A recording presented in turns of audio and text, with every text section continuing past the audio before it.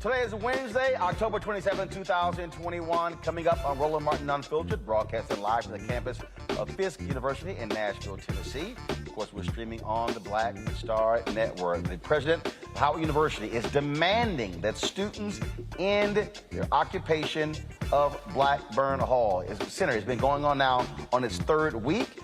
We'll tell you what he had to say, also what the students' response is to his demand. Also, on today's show, we'll talk with the Rolling Stone reporter who penned the article about the insurrection on January 6th and how Republicans in the House were very much involved in that. Also on today's show, a clemency hearing for Oklahoma death row inmate Julius Jones was postponed while his legal challenge is pending in federal court. We'll talk with the sister of Julius Jones about his case. Stacey Abrams' political organization donating more than $1 million to pay off medical debts. Also, paid family leave removed out of the bill in Congress because Senator Joe Manchin objected to it. Progressives not happy as well. Plus, 5 years ago, a Georgia man was shot 59 times. A grand jury finally indicts the officers responsible for his death. Also in Georgia, a judge declares a mistrial in the murder trial of 3 former white Washington County Sheriff's officers accused of tasing a black man to death. We'll talk with the family attorney. Also in our Tech Talk segment, it's a one-stop shop for all of your tech needs. We'll have the founder of the Fix It app to tell us how simple it is to get someone to fix your devices. Plus, as a new show, putting a 21st century twist on stories and characters of the Bible, we'll talk with Kay Singleton, who is the creator of The Covenant. Folks, it is time to bring the funk on Roland Martin Unfiltered on the Black Star Network. Let's go. He's got it. Whatever the miss, he's on it. Whatever it is, he's got the scoop, the fact, the find. And when it breaks, he's right on time and it's rolling. Best believe he's knowing. Putting it down from sports to news to politics. With entertainment just for kicks, he's rolling. Yeah, it's on go, y'all. Yeah, it's Roland Martin, yeah. Rolling with Roland now. He's funk, he's fresh, he's real, the best, you know he's Roland Martin now.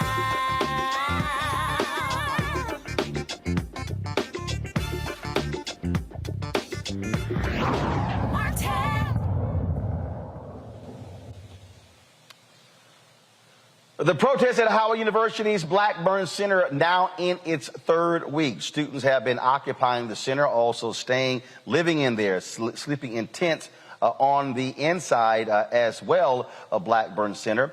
They're demanding better housing conditions, also other changes to the university. Now, President Wayne Frederick, in an email sent across the campus demanding that students in the sit-in protest, he says, and this is what he wrote in part, there may be areas where we agree to disagree.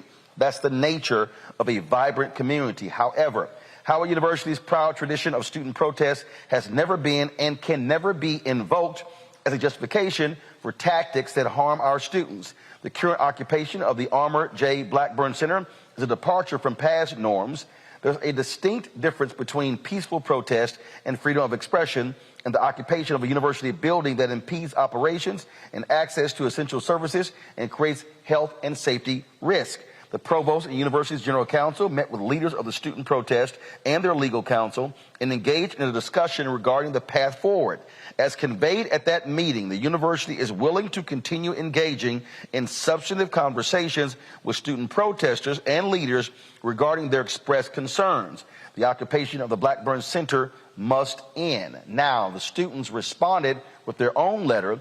They are asking for community support in this battle. They say at this time we are still calling on President Frederick to do the right thing. He refuses to give us amnesty, and because of this, we are in fear of retaliation. We're asking parents, alumni, faculty, the media, community, and national leaders to make sure students who have participated in this protest for the betterment of Howard University are protected and respected, not harmed. We want amnesty and honest negotiations, not retaliation. As I said, students are protesting living conditions and lack of support, they say, from the university's administration. They're also demanding the following: an in-person town hall with President Frederick and the administration to be scheduled before the end of this month. The students want the reinstatement of all affiliate trustee positions on the Board of Trustees with voting power, and they want the president and chairman of the board to propose a meeting with student leadership outlining their housing plan to protect the incoming classes of Howard's immediate future. Now, again, they occupied the university's largest cafeteria and home of Student Life office since October 12th. On Monday, we talked to university leaders and students involved in the protest. Of course, this is, again, continuing, and they're getting support from different people around the country. I saw it before we came on the air. Cliff Albright, co-founder of Black Voters Matter, sent out a tweet calling for the support of these students. Let's talk this with our panel. Robert Patillo, he is the executive director of the Rainbow Push Coalition Peachtree Street Project. Xavier Pope, host of Suit Up, news owner of the Pope Law Firm, Law and Victoria Burke, writer with NNPA and The Griot. Okay, all right, glad to have all three of you here. Lauren, when you look at what's going on there, you look at the people who have actually gone by there, again, offering their support to these students. The university, again, Frederick comes out making his comment for the first time. And so this has also been a very contentious battle saying he has not been responsive enough to these students. Yeah, and I don't know that the dictatorial approach that he's taking is going to work. I'm not sure we've ever seen that work with students on campus that have taken over a building or have had a protest. And talking to the students for the Griot piece I did for the Griot maybe about 2 weeks ago, they were talking about retaliation at that time. The students were very reluctant to speak and use their names. They had referred to instances of retaliation that they had undergone. I'm not sure why it's that difficult to have a town hall with students. You know, I mean, we have presidents of the United States that have town halls on national media all the time. Why can't the president of Howard University have a town hall with his students? And I think, you know, having that type of town hall, letting them air whatever it is their grievances are in public or in private, I mean, however they want to do it, I think would probably go a long way, because they keep saying that they feel like they're not being heard. And quite frankly, I don't see any evidence that they are being heard. I mean, I'm not seeing anything where the president is having meetings either with a smaller group of students directly or a large group of students at a town hall. So, I mean, I know that it's not easy to get publicly criticized. It's not easy to be criticized in the media. It's not easy to run a college or university in this moment when we had COVID and all these other difficulties that higher ed administrators have. So I'm not saying that Dr. Frederick's job is easy. It's not a job I've ever done, so I can't speak to some of the complications that I'm sure he has. But I'm not seeing a lot of outreach and a lot of basic communication that I think would take a lot of the pressure off. And frankly, I think this moment is happening because they're embarrassed, and they've been embarrassed in the media, and the story is starting to go more national. Robert, somebody sent me a tweet, and I commented about this, and I actually said that I am more than willing to moderate that town hall for us to also stream it on Roland Martin Unfiltered and the Black Star Network. That way you sort of have someone, look, I didn't graduate from Howard University. I have a niece who goes there, but I don't have any relationship with them. But really what is required here are some honest brokers who both sides can at least respect that they're going to be fair when it comes to trying to resolve this. Because, again, in the conversations that I had with those students, they made it clear they're not going anywhere. And, you know, I'd love to see this revolutionary spirit going through these students. This is exactly what got me expelled from college back in 2005. When I was a junior at Clark Atlanta, we were organizing campus workers with regards to campus conditions, and I actually ended up getting expelled. So when these students say that they want amnesty, that's why it's important to have these conversations, because if there's no one there sticking up for you, I had in my situation Reverend Jackson stepped in, which resulted in everything being okay. But for these students, it's important to have that type of public support behind them, because at the end of the day, if they did not bring this level of attention to it, they would have already suffered repercussions. And that statement that the president released sounded damn near Trumpian in its tone when you're talking about you need to get the building back up and running. It's starting to sound a lot like Law and Order presidency that we heard last year. So we cannot be encouraging these students to stand up and fight for their rights when it comes to the political sphere or when it comes to elections, but then say, shut up and dribble when it comes to issues on campus. So I stand in complete solidarity with those students. Anything that we can do to help them, we are 100% behind them. I think that we need to have more people speaking out on the issue, because as I said, as somebody who's gone through the process before, I understand what they mean when they say that amnesty and a honest conversation is absolutely necessary before you even begin to start breaking the occupation. You don't break the occupation first and then start talking. You start talking while you still have the leverage which they have right now. Right.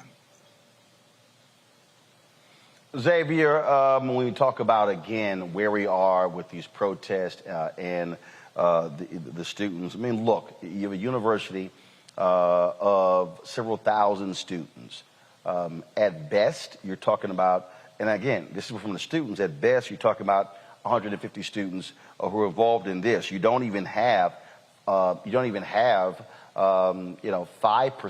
or 10% of the students who are involved. But you are seeing, but where they are, they're killing the university on controlling the narrative, on driving social media as well. And so how do you see how this should be resolved, where, if you're the students, their focus is really on going to college and getting their studies taken care of, as opposed to having to be engaged in this type of protest? Great question, Roland. What you're seeing is the advantage that a younger generation has over an older generation when it comes to social media and spreading a message. Their issue is about fair housing, some of the issues with mice and some of the things that are happening on campus. If you have an older generation that is seeking to tell them to be quiet and basically your issue, only some of you all have some issues, well, they don't have necessarily the same tools that the younger generation has to be able to spread those issues, and that is one of the main reasons actually, no. They have the tools. They have the tools, Xavier. They don't know how to use them right. There you go, Roland. You know that better than anyone in terms of being able to use the tools that are there in front of them. And I think that attempting to shut down those conversations, and like my brother said, it sounds Trumpian. And the more you tell them to shut up, the louder their voices get, and the more the story goes national.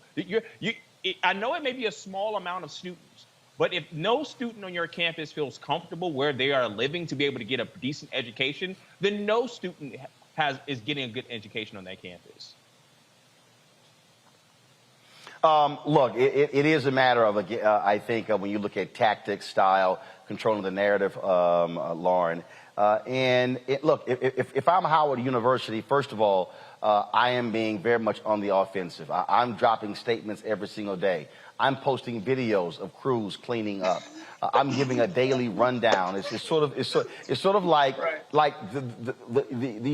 to me, the way you counter that is you say, we brought in additional 300 personnel who are going door to door. They announced this hypercare initiative, and my whole deal would be the moment a student lodges a complaint, we're telling Corvius or whoever controls the dorms that must be dealt with not in 24 hours. It must be dealt with in 12 hours. I mean, so again, you have to me, you have to create the sense of urgency from the university standpoint to be able to say, we are fixing these problems, we're getting these things taken care of.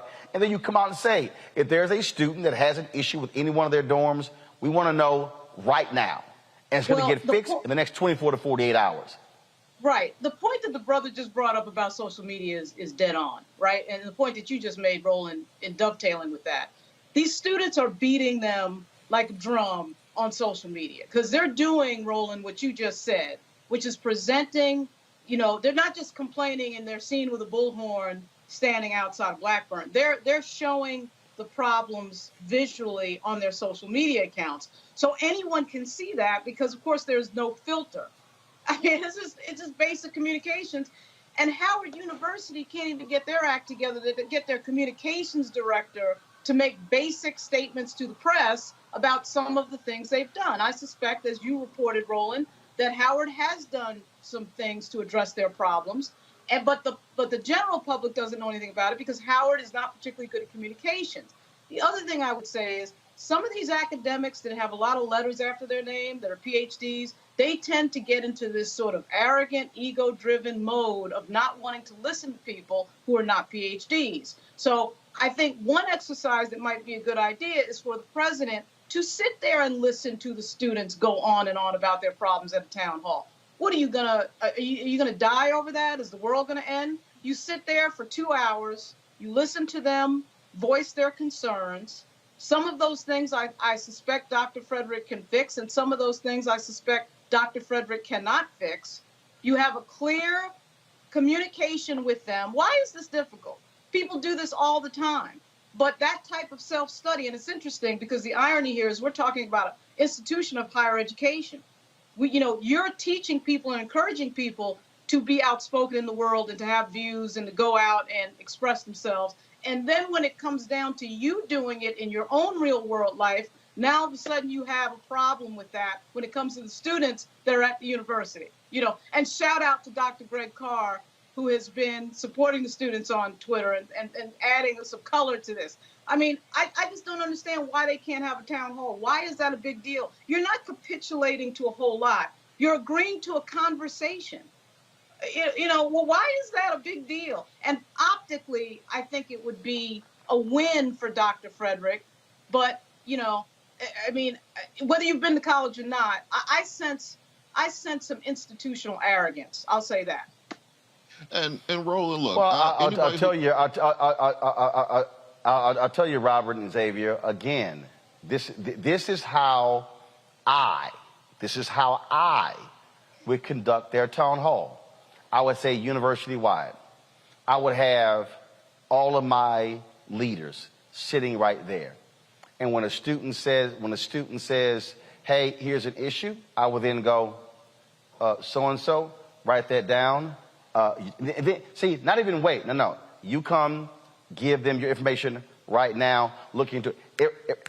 See, again, that's how I'm handling town hall. See, I'm not even sitting here getting into a debate, a conversation, into an argument. Now, if somebody says something that's demonstrably false, then I think you correct it. You allow them to vent, and you simply say, that's who's going to be taken care of. And so then what you're doing is you're showing transparency and public accountability, saying, this is the person who's going to handle that issue. Oh, that's an academic issue? This is that person. That's a financial aid issue? That's that person. That's a housing issue? That's that person. And then what you do is you tell those companies that have the housing contracts, all of your top executives must be at this town hall. That is how you do it. and but Roland, I They think better get even Roland on the before phone. you get to that, yeah, I think even before you even get to that point, however, what's so hard about saying these students will have amnesty? That they will not be prosecuted, they will not be negatively impacted academically, they will not be expelled as a result of this. You can do that right now before you even have the town hall, before you do anything else. You can send out a tweet right now saying these students will be protected from any kind of reprisal as a result of their protests. As somebody who's been through it, I can tell you that's very important when you're trying to explain on a law school application why you got expelled from a university. So these kids' futures are on the line. And I think that that's something they can do right now before you even get to the optics of the town hall, to the optics of trying to control the narrative on what's going on with students, to the social media lapses. You know, it's almost like an 80s movie where you have the students who are protesting the overbearing dean or whatever it is. You never beat the students. The students always win. So I think the university has to understand that they're going to, unless you want to alienate what finances your university existing, without students, you do not have a university. I think unless they want to find themselves in that situation, they will come to the table and capitulate to much of what the students are asking for, and that begins with telling these students they will have amnesty, they will not face any consequences for exercising their rights and actually pushing for the change. We tell them they're going to college to learn how to change the world, and you cannot punish them for doing so. Xavier? Yeah, the more this becomes a bigger issue, Roland, the more this becomes a tool for the right. I mean, we all know that Kamala Harris went to Howard University. I mean, you're setting yourself up for even more damage that are ancillary to the debating issues that are being brought for a small number of students. So you want to be able to get the issues out there, get someone out there to be able to hear those issues and move past this issue. All right, folks, got to go to a break. We come back, more on Roland Martin Unfiltered. We talk about the case of Julius Jones out of Oklahoma. That clemency hearing has been postponed. Also, paid family leave apparently is out of the bill on Congress because Senator Joe Manchin doesn't want it in at all. You look at social media right now, progressives are pissed. A lot of us to discuss right here as we broadcast live from the campus of Fisk University, Jubilee Hall here in Nashville, Tennessee. We'll be back on Roland Martin Unfiltered and the Black Star Network.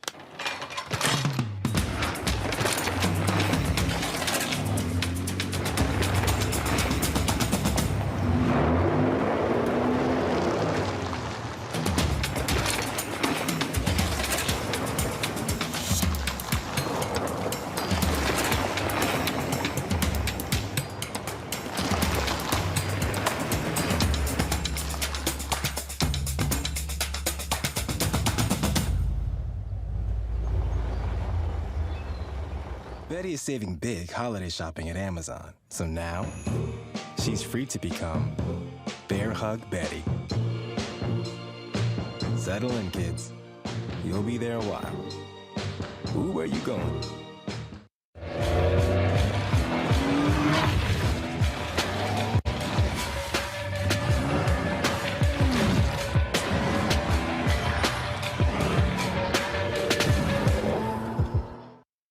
Hi, everybody. This is Jonathan Nelson. Hi, this is Cheryl Lee Ralph, and you are watching Roland Martin, Unfiltered.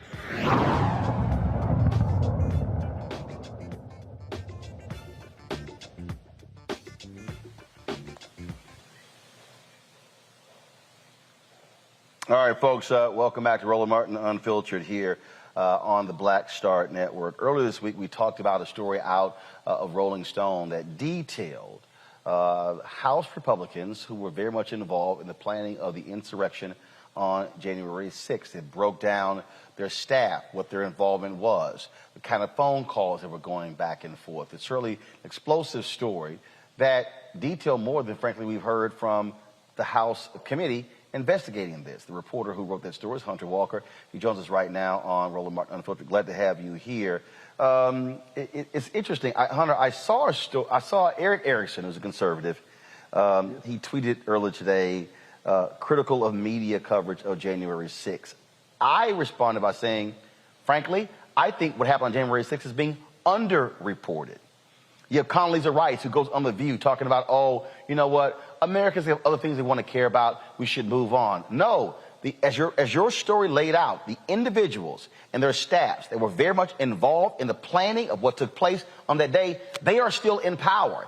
If the Republicans take control of the House next year after the 2022 midterms, those individuals will be in the majority. They will be wielding power. You know, I was there that day, Roland, and I absolutely agree with you that if anything, people are not paying enough attention to what happened. You know, watching it play out in front of my eyes, it was absolutely apparent that this was a violent attack on the very heart of our democracy that was, you know, perpetrated with, at the very least, support and encouragement from elected officials. And you don't need an investigation to know that. You know, Mo Brooks, congressman, stood on that stage and told people to fight.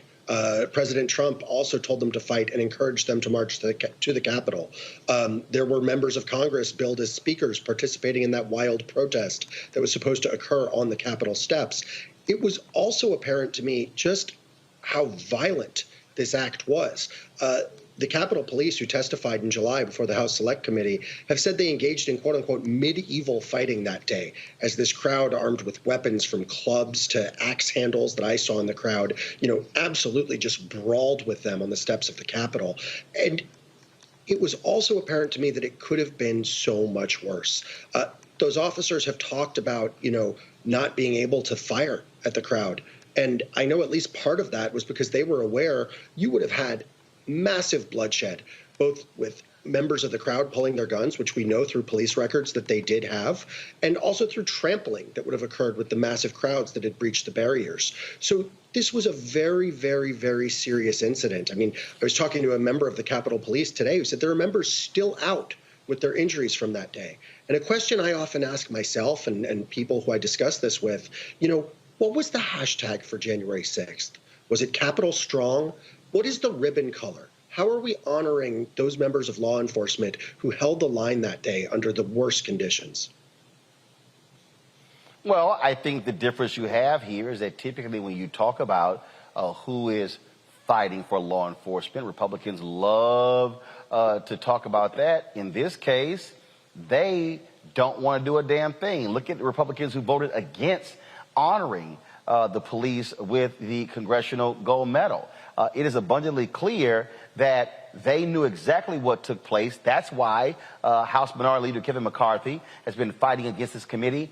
They do not want, look how angrily he responded, threatening companies saying, if you dare turn over our phone records, you're going to have a problem.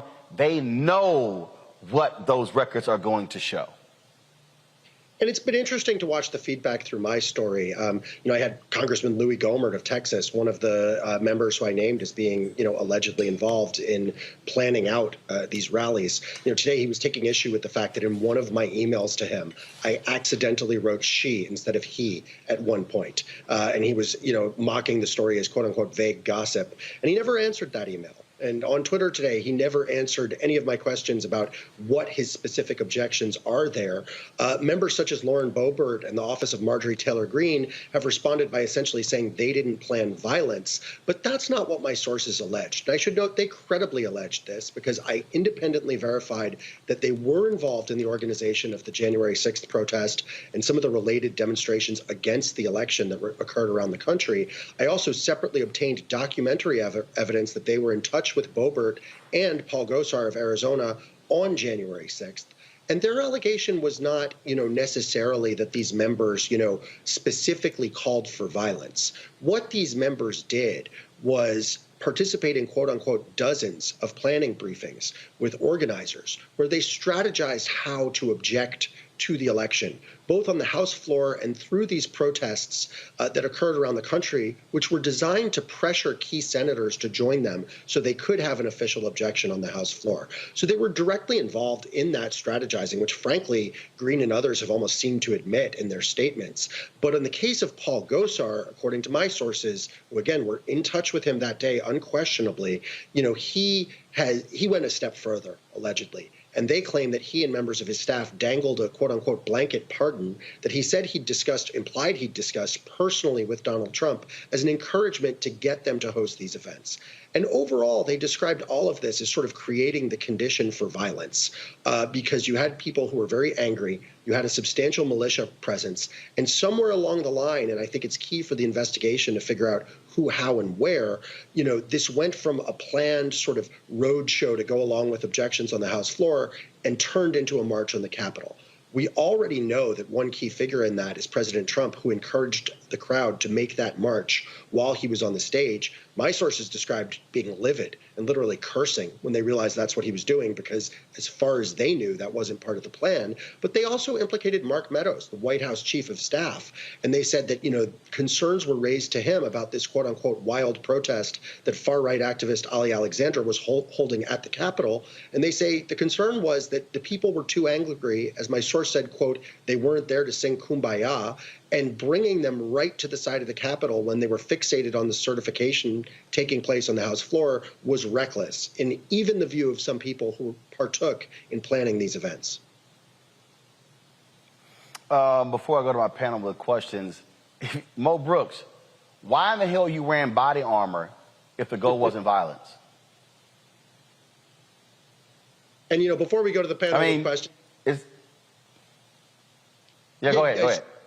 No, I was just going to say, before we go to the panel with questions, if we're talking about wardrobe, Roland, I just want you to know this is my Yankee baseball collection back here. Sorry, I got the wrong hand. That's a team that won a couple real championships without trash cans. I just got to specify that. I'm sorry. Yeah, and y'all got that ass whooped this year and last year and the year before that. So I understand how rough it is to be a Yankees fan, to spend all that money, and you can't even get out of the first round. I understand. It's all good. Let's go to my panel with questions. Robert Patillo, you first.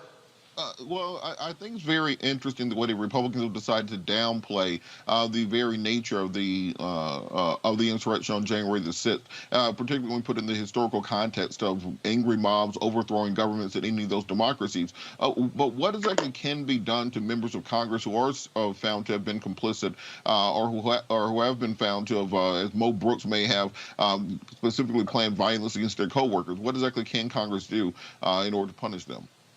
Well, first off, I think you're making an extremely important point. The historical analogs that we have for, a ransacking of a government building, particularly, in an effort to block or overturn an election, they are all extremely dark. And part of the reason I'm so adamant about continuing to investigate this, but also, keeping the focus on it, encouraging people to pay more attention, is I truly fear that if we ignore the fact that we've now not had a peaceful transfer of power, we've now had an authoritarian attack on the Capitol, this can only metastasize within the society. Now, in terms of, repercussions, frankly, Merrick Garland holds a lot of the cards here.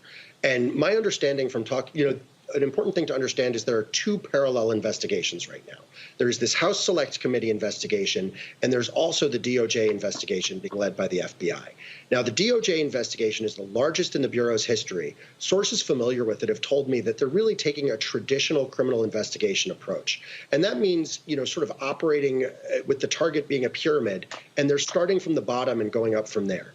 And right now, that means arrests of the people who actually entered the building.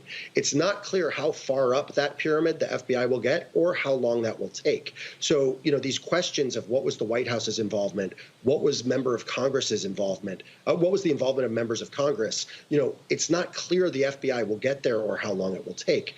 The House Select Committee is essentially taking the opposite approach and looking at the higher level organization. However, they do not have criminal authority. And as we saw when Steve Bannon tried to defy their subpoena, what they can do is make criminal referrals to the DOJ. So when it comes to members of Congress, my understanding from sources is if they do find what they believe is criminality, such as, for example, in that pardon allegation, they would likely refer that matter also to the DOJ, just because they would prefer a nonpartisan body with criminal authority to investigate it. If they see that the DOJ is not acting or not acting quickly enough and they want to take action against members of Congress, frankly, the options are pretty weak. They begin with a reprimand, which is essentially a strongly worded letter. They then go to a censure, which is, I guess, a louder, strongly worded letter. Then they involve stripping someone of committees. That's already happened to Marjorie Taylor Greene, so that couldn't happen to her again. The last step is expulsion from Congress. And since my story was published, many Democrats have called for this for some of the people I named. However, expelling them would require the support of 2/3 of the House. So there's no way they can do that with Republicans. And as you just pointed out, Republicans have really been focused on downplaying this, protecting their allies, and trying to move on. Lauren. Yeah, so I was there when Congressman Bill Jefferson's office was raided by the FBI on Capitol Hill at the Rayburn House Office building. I was there when Charlie Rangel was censured for some obscure tax thing that nobody can explain. And, my boyfriend of a long time is a U.S. Capitol Police officer. He's on Senate chambers. And this was, to say a scary thing would be a very, would put it mildly. I've worked in the Capitol, and I am having a great deal of trouble figuring out, after reading your piece, Hunter, and after seeing so many other things, particularly from the right on Back of the Blue and all this other nonsense. My father was also a law enforcement officer. And to have the conservatives, Mr. Brooks and Mr. Gosar and all these people say absolutely nothing. And really, Merrick Garland has done absolutely nothing to this point. I mean, we've seen members of Congress get indicted. We've seen them get arrested. We had a member get indicted last week for lying to the FBI, right? So I don't understand what the problem with, when did sedition suddenly become legal? There's enough there with just what we know through the reporting that you've done and so many others. I understand that we're not to the complete bottom of this, but I don't know that I have a question other than, aren't you a little surprised that we're sitting here talking about this as if, somebody got hit with jaywalking? By the way, go Yankees. I was born in the Bronx. So, yes, the Yankees are better than the Astros. So, anyway, Hunter, I'd just like you to comment on that if you want to. Well, if y'all so much better, why you been losing? Hunter, go ahead and answer. Well, look, the Braves ain't been losing nothing, so we're good over here. Player, the trash can. But anyway, first off, let me just say I hope that you and your boyfriend are both doing well. Because I know for reporters like myself who were there that day, members of the Capitol Police, members of Congress and their staff, this was a legitimately traumatic experience. And for myself and many other people that I talked to, part of what's made it more and more painful is in the aftermath, just seeing this not respected, not acknowledged, and frankly, by many of these same members who are allegedly involved, it's been denied. I mean, Gosar has implied that this was an FBI plot. You've had people suggest this was a normal tourist visit. Several of the people I've named, including Green and Gosar and Gomert, were all partaking in these quote-unquote justice for J6 rallies, actually standing up for the rioters and calling them political prisoners. So that's made it more painful. And one of the things that really stood out for me that day, as you just alluded to, was watching these Blue Lives Matter flags flying over a crowd that was literally attacking and clawing at police officers. Notably, Capitol Police Officer Harry Dunn has been absolutely outspoken in House hearings about the fact that this crowd hurled racist abuse at these officers. And I believe it was Officer Ronel Aquino. I may have his name wrong, but he made a really important point that hit me pretty hard, because I covered the Black Lives Matter protest last summer extensively. And he said, quote, "Why the different response?" The second those protests were happening, the next day, military, a slew of federal agencies, including DEA, the Bureau of Prisons, was on the street in D.C. I was in that crowd that was tear gassed at Lafayette Park. Rubber bullets and flashbangs were flying. We just simply didn't see that kind of reaction here. And as you're noting, we haven't seen it really any universal or strong condemnation from Republicans. In fact, at every level, including based on my reporting in the planning and in its aftermath, we see encouragement and defense. Xavier?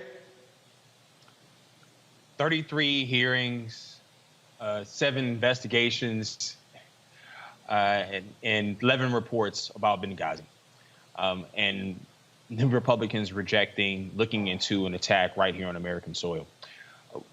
What say you, Hunter, about the process in terms of the time it's taken to get to this point, including your reporting, and the change in the narrative in terms of how Republicans have basically put propagandized against January 6th, the upcoming midterms that will maybe shape that timing, and then also looking in future reporting that you're seeing in terms of connecting maybe some finance element of an investigation and tying some members of Congress to some of the planning associated with getting people to D.C., getting people involved in terms of hotels and all the different wranglings around that in order to look into it from another angle to be able to connect some of the causes of action. Well, the structure I outlined with Congress not having criminal authority and frankly not having, even much ability to, expel their own members for clear wrongdoing, that structure existed prior to this. So, if we're going to see reform on that front, it would be later down the line. When it comes to the FBI, I would just say publicly, it does not seem like there's a lot of activity. Privately, I do know they were talking about that sort of top-down structure, bottom-up structure, not focusing on the organizers. It's unclear if after some of these revelations that we're seeing from my own reporting from the committee, whether or not that's going to change and whether we will see the DOJ take more aggressive action. I know, from talking to members of the committee, talking to sources familiar, as I alluded to earlier, many of them were personally deeply affected by what happened that day. And they are aware of sort of the clock going over their head with, the potential of a Republican takeover in Congress, the potential of another presidency and a DOJ that, as we saw, during the Trump years, kind of quashed legitimate investigations or allegedly quashed legitimate investigations. And I think what they're trying to do, and frankly, I'm trying to do something similar in my reporting, is present as many of the facts of what happened that day publicly as possible, both to potentially encourage the DOJ to act and also to encourage public awareness and perhaps public concern. So far, based on multiple sources I have who've talked with the committee, their focus actually has been on the financing. Questions of sort of who bought the stages, figures such as Mike Lindell, the organization Women for America First. However, what I do wonder is whether in light of these witnesses who are now coming forward, these sources who spoke to me, whether in light of this information, they do start focusing on this question of members. Because I think that, political figures, whether they be members of Congress or allies of the administration, people such as Jared Kushner, we've seen them be sort of the third rail in Trump-era criminal justice. And what I mean is, situations like clear violations of the Hatch Act that just completely went unprosecuted. The question of emoluments just completely going unprosecuted. And as was alluded to earlier, there's a large, contrast between that and some of the aggressive enforcement we've seen in earlier years with earlier administrations. In this case, along with what went on with the members of Congress, I think, my sources in saying that Mark Meadows, the White House chief of staff, was a clear liaison between these activists and this political events and the White House, that would seem to be a clear Hatch Act violation to me. So, I think the fundamental question here is, will President Biden, his attorney general, and this committee focus on these things and demand or take action? All right. Hunter Walker, Rolling Stone. We look forward to seeing more reporting here. It's critically important to get all the facts, and so we surely appreciate it. Thanks a lot. Thanks so much for having me, guys. And just say one time, go Astros. Staying with the American League, Hunter, you and Lauren, you traitors. All right, y'all. Gotta go. Atlanta. Yeah, yeah, we gonna have all y'all crying. All right, y'all, got to go to a break. We come back. We're going to talk about the case of Julius Jones out of Oklahoma. Why his clemency hearing has been delayed. That and other news on Roland Martin Unfiltered, broadcasting live from Jubilee Hall here on the campus of Fisk University, Nashville, Tennessee, on the Black Star Network. Back in a moment. Oh, that spin class was brutal. Well, you can try using the Buick's massaging seat. Ooh, yeah, that's nice. Can I use Apple CarPlay to put some music on? Sure, it's wireless. Pick something we all like. Okay, hold on. What's your Buick's Wi-Fi password? Buick Envision 2021. Oh, you should pick something stronger. That's really predictable. That's a really tight spot. Don't worry, I used to hate parallel parking. Me too. Hey. Really outdid yourself. Yes, we did. The all-new Buick Envision, an SUV built around you, all of you.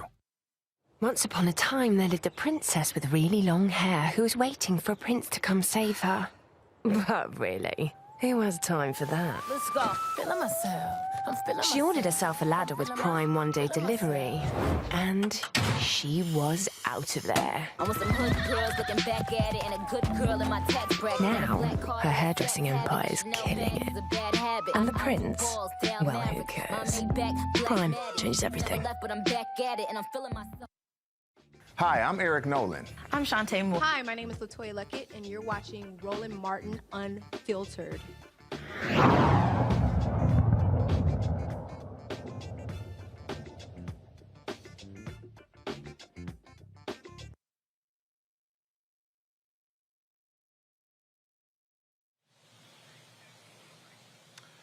The fight over the life of Julius Jones continues. His clemency hearing has been delayed while there's a legal challenge. Remember what the governor said. This is the brother who's made it clear that he did not commit a crime he was convicted of. The board, the parole board, said that his case should be switched to a life in prison without parole. They said, look, there are issues with this particular case. Well, you have district DAs and others who've been questioning that. So you've all of this battle going on. And the governor said, well, let's simply allow for a clemency hearing. Now, execution date has already been set, so he's on the clock. So now the hearing is being delayed. So we want to talk with his sister. She joins us right now. There have been lots of activities going on. She's actually on her way right now to a freedom vigil. Antoinette Jones, glad to have you here. So first of all, last time you talked to your brother, how does he feel? What are his spirits? Just give us an update on what's going on there in Oklahoma. He is glad. So first, I've talked to him a couple of hours ago. He is glad for the stay of executions. He's glad that Mr. John Grant is not going to be executed so far that we know of tomorrow. He's glad that he doesn't have an execution date, but he still wants people to encourage our Honorable Governor Kevin Stitt to commute his sentence to time served and a release, and or life with the possibility of parole. That is still what we are asking Governor Stitt to do. I believe there's no, I don't think there's a limitation or anything. I think that there's a possibility that he could reverse his position. I'm not really for sure with the law, so I have to get back with the lawyers. And of course, you have this 5-member parole board that weighed in, and so there's been continuous action, continuous pressure. We've had Tiffany Lofton on the show. She's been down there in Oklahoma, other activists as well. And so all of that work has really kept the focus on this case. Yes, sir. Yes, sir. Grassroots law has been a blessing. We the people has been a blessing. I'm appreciative to Miss Tiffany Lofton for coming down here and just as soon as she dropped on the ground, getting to work and mobilizing and strategizing. It's been a blessing to have all walks of life tap in and fight for my brother's life, fight for his freedom. And I just thank God for everybody tapping in and helping. So where are you now with the legal challenge? So what exactly is the legal challenge which caused the clemency hearing to be postponed? So from what I was told is that there's a stay of execution because of the protocol, like the drug usage. So the last 2 executions, they were botched, from the drugs that were used. So that was my understanding. I'm not real familiar with exactly what all that entitled. So yes, sir. Well, it is certainly a case that we're going to continue to follow. Want you to be safe there as y'all are going down the road to this vigil. Again, we will stay focused and continue to support this case and keep bringing in people and making them aware of what's going on there in the state of Oklahoma regarding the Julius Jones case. Yes, sir. Thank you. All right. Appreciate it. Thank you so very much. All right. Let's talk about, folks, what's happening in Capitol Hill in the nation's capital. This economic bill, this reconciliation bill, they've been going back and forth. You've got Democrats, Kristen Sinema and Joe Manchin. They are saying no more than Republicans. Now we are hearing that Senator Joe Manchin has completely objected to any paid family leave, and therefore that has been dropped from the bill. Progressives are blasting this decision all on social media. Lauren, here's a guy who is from one of the brokest, sickest, poorest, most illiterate states in the country, and you swear he thinks he's representing billionaires and millionaires. Well, maybe he is, but they don't live in West Virginia. Right. And he's only representing like 0.5% of the population of the United States. And frankly, I just think that some of this is the result. Yes, it is Manchin. It is his fault. We should focus on him. And there's no doubt about the fact that he has created this situation.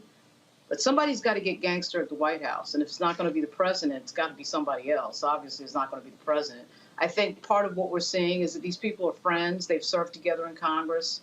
Schumer, we had this little silly back and forth in the media about how Manchin was saying that he and Schumer had this relationship like they were like brothers, and sometimes it gets loud. These people are friends. They're friends with each other.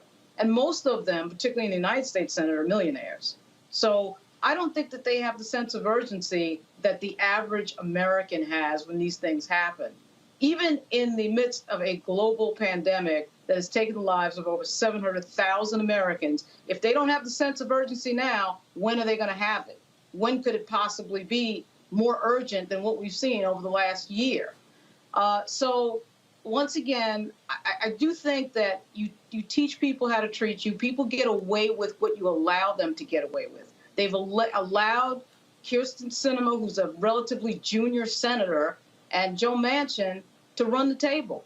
And I don't see any real, ramifications. I don't see anything going on that would indicate to me a real sense of urgency from the White House. Unless we're going to find out later in somebody's book 5 years from now that furniture was moving in some of these meetings, which I don't think is the case because we haven't heard that, then what exactly have they been doing to exert pressure on Sinema and Manchin? Xavier, bottom line is the Joe who's really running everything is Joe Manchin. Yeah, he is. And here's Joe Manchin objecting to billionaire tax, saying that we shouldn't have a connotation of targeting different people when there isn't one billionaire in the state of West Virginia. But here he is wanting to get family paid leave off the books for this bill. Who does Joe Manchin really stand for? It definitely isn't the average American. And what are you standing for? People who don't actually live in your state in terms of the tax. I think it's ridiculous. I think this man is grandstanding. He wants it all about himself. Reports come out about him maybe switching parties, and then he says he's just doing some branding. So clearly it's all about the Joe Manchin brand. Well, that is the case. We also have seen Kristen Sinema not give a damn at all about her constituents, how she has been so dismissive of folks as well. And so what you're seeing is sheer arrogance. And the reality is these two, they're not on the ballot in 2022. They're up for re-election in 2024.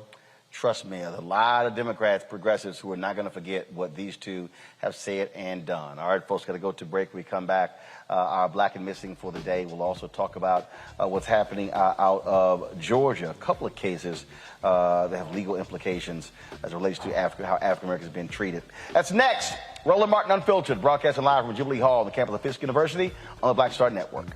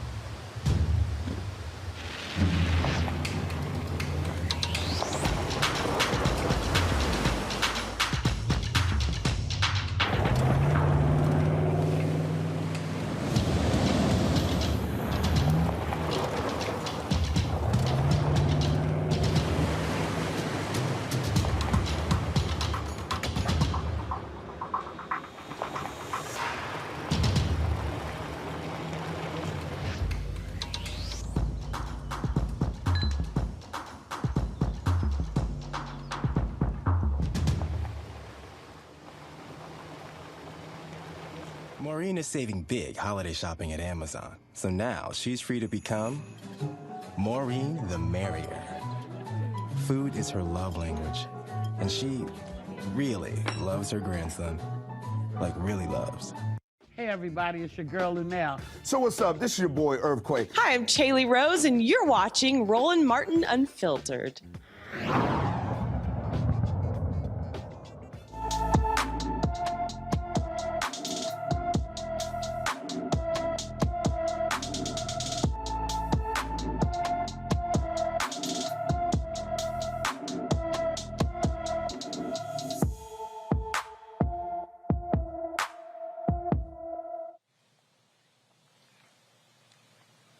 14-year-old Shantarika Robinson Pike was last seen in Chicago, Illinois on July 30th, 2021. The 5'2", 140-pound teenager has black hair and brown eyes. If you have any information on Shantarika's whereabouts, please call the Chicago Police Department at 312-747-8274, 312-747-8274. During the judicial inquiry into the death of Eric Garner, one of the New York police officers involved in the incident admits to making two mistakes in filing the initial incident report. It's amazing how they always seem to do that. Arresting officer Justin D'Amico acknowledges two critical errors he made in filing the report on Garner's death, writing that no physical force was used in the arrest and charging Garner with a tax avoidance felony. However, a top-ranking New York Police Department official testified there was no cover-up in the internal investigation into the officers. Of course, Garner was killed on July 17, 2014, after D'Amico's partner, Daniel Pantaleo, put Garner in a prohibited chokehold while arresting him. It's always amazing how they always say after the fact, oh, the information, I didn't get it right. Oh, kind of timely.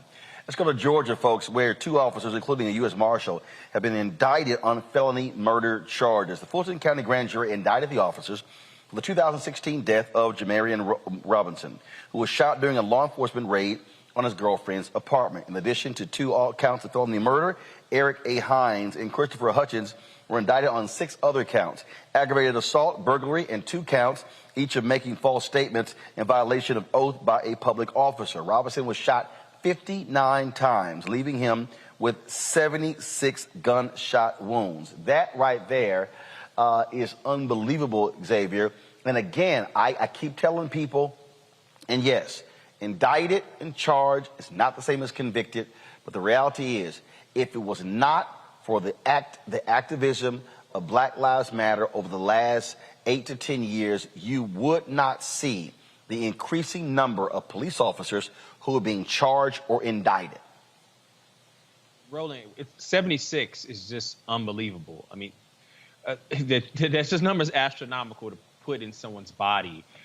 First, with Eric Garner, how could a police officer put in a report that 10,000 versus 4 packs of cigarettes? I mean, 10,000 and 4 don't even look alike. Number one, in terms of, and what we're seeing is increasingly the lying that is on the paperwork to be able to do this is because they're allowed to do it. No one is holding them accountable for this, and only through activism are these records are becoming public knowledge. And I know that there's nothing that can be done with this inquiry in New York, but it still puts pressure and it still puts something on public record for something to be done in the future. And so that's the most important thing there. The ball is still being moved forward. I know people want more action, but there's something being done. And then also, it's really important that there's a focus on qualified immunity and things of that nature, but there really has to be a change in our laws that really focuses on the standard of conduct for police officers. And if you violate that certain standard of conduct, then it becomes criminal. We really have to put pressure on making sure that's the law that changes instead of relying on what laws exist where we are currently. Lauren? You know, as the kid of somebody who was a member of the NYPD, I would say that the culture is that of not wanting to be questioned and really, you know, just running the table on everything. So when you see this sort of impunity in paperwork, well, you know, we see this, the things that are written down in paperwork and nobody pays any price for it. Obviously, that's part of the culture, unfortunately, of lack of accountability. A lot of these big city police departments feel like they are above being questioned. And you're right, Black Lives Matter did change the calculus, at least opened the door to being questioned. I mean, it's still a very rare thing that a law enforcement officer is prosecuted for anything that happens while he's on duty, while he or she is on duty. But you can see that at least we're questioning these things. At least, you know, we're looking into these things. And I'm not sure why the profession of law enforcement is so sensitive about these issues, because everyone understands that these jobs are complex. It's a tough job. I actually think what's at the root of a lot of these problems is that we ask our police to do too much. We have no policy really for mental illness in terms of handling people who are mentally ill. We expect the cops to handle everything, literally everything. And the profession of law enforcement needs to be, I think, a little bit more aggressive about trying to figure out how to get out of some of these calls that they are involved in that really don't require somebody with a firearm. So there's that. And I just also think, too, that the National Fraternal Order of Police misses the boat every time on issues around gun control. You know, they're the ones that are at risk when we allow people to have any gun they want, anytime, any place, particularly in certain states. And they're the ones at risk, and yet they don't say anything when the issue of gun control comes up. So, you know, I don't get a lot of what goes on with leadership in these police departments, because I do think that there are a lot of issues that they could really make better for themselves and society at large, and they choose not to do that. And we see the results. Let's talk about this case out of Georgia, where a Georgia judge declares a mistrial in the murder trial of 3 Washington County Sheriff's officers accused of tasing a black man to death. The jury could not reach a unanimous verdict on whether Henry Lee Copeland, Rhett Scott, and Michael Howell were guilty of felony murder involuntary manslaughter, false imprisonment, and aggravated assault charges related to the death of Uri Martin. The trio tased Martin 15 times in 4 minutes after Martin refused to stop for them while walking to visit relatives on July 17, 2017. The defendants remain free on bond while prosecutors decide if they will retry the case. Man, do we have the family attorney ready, folks? I'm here. Joining me now is Moolee Davis and Francis Johnson, the Martin family attorneys. Glad to have both of you here. For those who don't know, he was walking. They stopped him because was he committing a crime? Why was he even stopped? There is no legal basis for him to have been stopped. He was literally walking from a town called Milledgeville to Sandersville. And at the time, he was in a small town called Deep Step, which is in between Milledgeville and Sandersville, just merely walking down the street. This is an incident of a black man being killed by law enforcement for walking while black. Period, point blank. There is nothing more to it. This is in July. He asked one resident for some water. That resident shooed him away, said no. He kept walking.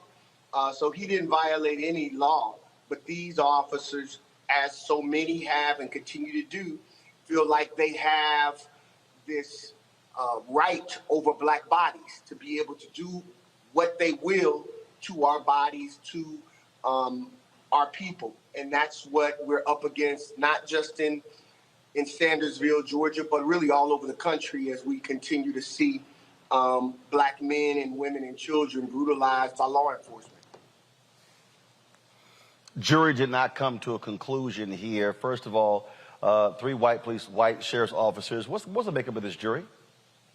The makeup was about half and half. One of the things that disturbed us, Roland, was that they... First of all, when you say half and half what?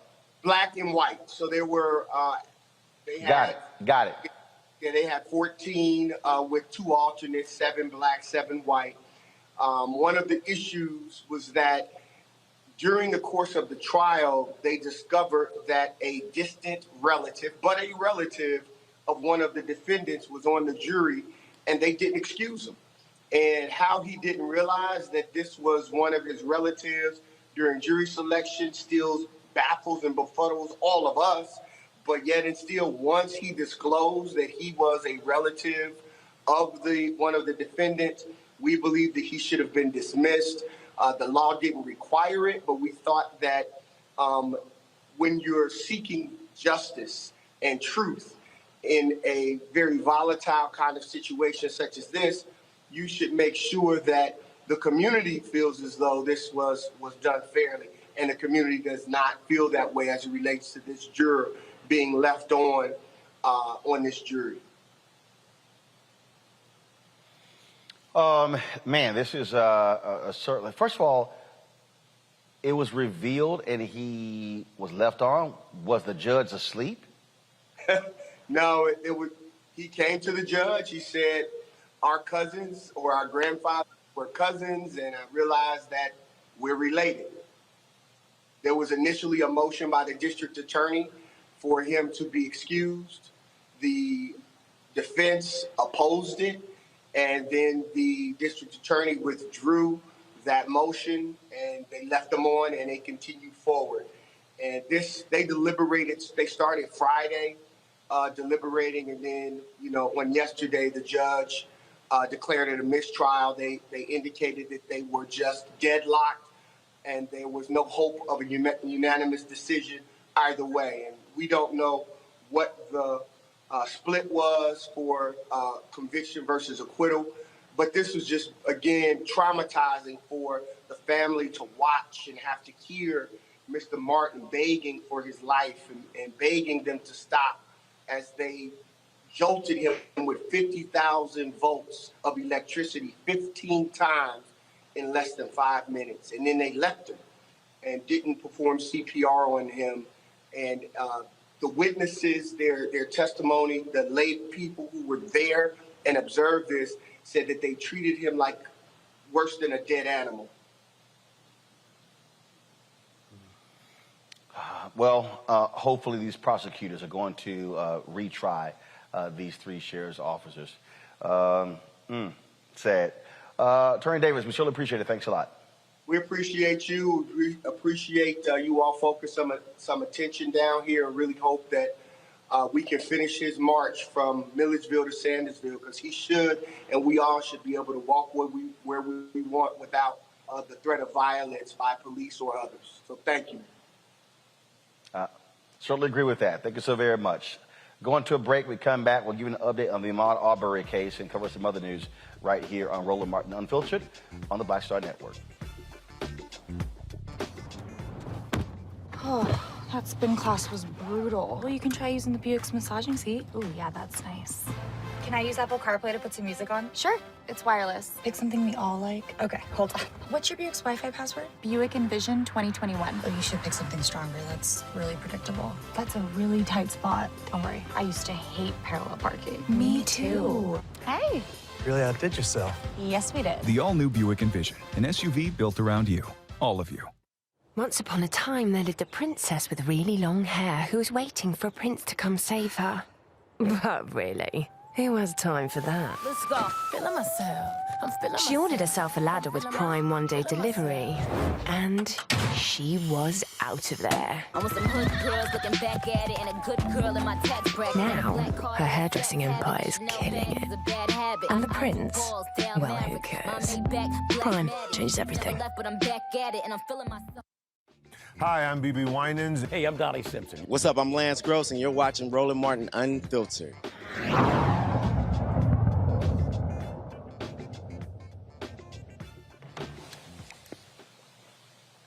Here's an update on the trial of the three white men accused of killing Ahmaud Arbery. The goal is for the attorneys, they're trying to qualify 64 potential jurors to select a panel of 12 plus 4 alternates. Today, around 40 people have been qualified to advance since jury selection began a week ago. The defendants, Gregory and Travis McMichael and William Bryan Jr., they're charged with murder, aggravated assault, and false imprisonment and criminal attempt to commit false imprisonment. Of course, remember, they chased and murdered Arbery on February 23, 2020, while he was jogging in a South Georgia neighborhood. And so we're going to keep telling you exactly what's going on there as well. Let's talk about, I want to come back to Capitol Hill, talk about this here, and that is this scramble to reach an agreement on the infrastructure bill of President Joe Biden. Earlier, we talked about paid family leave being pulled out. Now this whole debate over this billionaires tax. Democrats wanted to do that to pay for the stimulus package. It was proposed by Oregon Senator Ron Wyden. The billionaire tax will only apply to people with at least $1 billion in assets or $100 million in income for 3 consecutive years. According to experts, that's roughly 700 taxpayers. Yet you have folks like Elon Musk, who made $36 million just the other day, whining and complaining, oh, how unfair it is. I'm trying to understand, if you're a billionaire, trust me, you ain't got money problems, Lauren. No, I mean, that's true. They were having some sort of discussion about whether or not it was constitutional to target a specific group of people for that tax. Obviously, they can pay it. That's not the issue. You know, it's hard to argue. I mean, this idea that you're going to be pro-billionaire, billionaire with a B, and have Mitt Romney come running out to defend them. You know, if you tax them too much, they'll, you know, it won't trickle down right, whatever. I mean, no argument that you can come up with sounds sane in a nation where we have a wide income inequality gap. But I will say that it's amazing, isn't it? Because there's no political price to be paid for defending billionaires, apparently, because several senators came out against that tax very publicly and very loudly, and they pay no political price for it. As part of the culture that we have in the media of having these very short spans of attention and very short media cycles, you know, people can stand up there and defend billionaires at a time, again, at a time of global pandemic, at a time we have more than 40 million people in poverty, and nobody bats an eye. I mean, it's sort of amazing how that can happen. It was only like maybe 48 or 72 hours ago that we first heard about this tax idea from Senator Ron Wyden. and it's already gone. It's already come and gone in that short period of time. It's crazy to see the negotiations going on Capitol Hill, Xavier. And if people want to see how the rich are easily protected by Congress, they're getting all they need to know right now. Joe Manchin, once again, wants parents to prove that they're working to get a child tax credit, but billionaires, they get to do whatever they want, not pay taxes if you want, get defended. But the sole reason that they get to show those who support them that one day you'll be rich, so support the billionaires, and once you get rich, you won't have to pay taxes either. I mean, it's amazing how the certain segment of our political population keeps selling the fantasy of one day you might get rich, and to be able to protect billionaires. I think is absurd. It is certainly that. Let's stay in Georgia, where Stacey Abrams, her group Fair Fight Political Action Committee, they're donating $1 million to cover the medical debts for people in 5 states. They're working with a nonprofit group, RIP Medical Debt, which is dedicated to clearing personal medical debt. They will use a donation to clear the debts of more than 100,000 people in Georgia, Arizona, Louisiana, Mississippi, and Alabama. RIP Medical Debt says Fair Fight's donation is the 3rd largest in its history. The group has wiped out more than $5.3 billion in medical debt since 2014. How about this, Elon Musk? If you want to do something, why don't you pay off the medical debt to, let's say, 1 million people in America? And guess what? You can get a tax write-off by giving to a nonprofit. How about that, Lauren? Yeah, what an idea. Elon Musk is too busy, going to movie openings and being an attention whore to care about something with regard to anybody else other than Elon Musk. So that's unlikely to happen. It is good to see that Stacey Abrams is doing that. I'm pretty sure it's still true that medical debt is one of the biggest drivers of bankruptcy filings in the United States.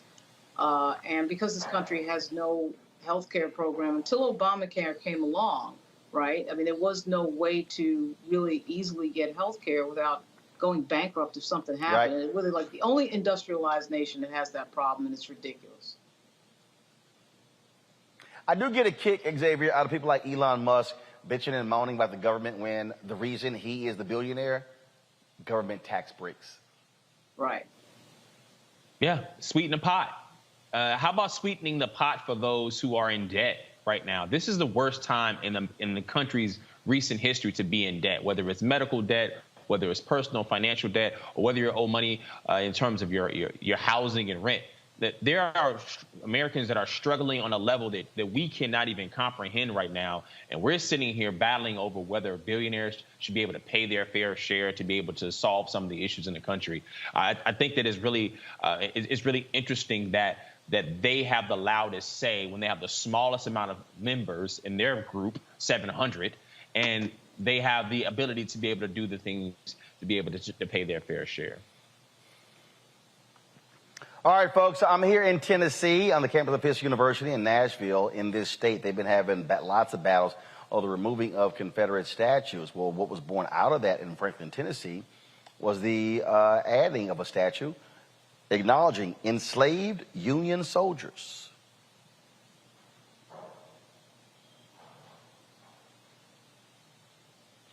Let's see there, Franklin unveiled the March to Freedom statue honoring the men who served in the United States Colored Troops, the segregated unit of the Union Army during the Civil War.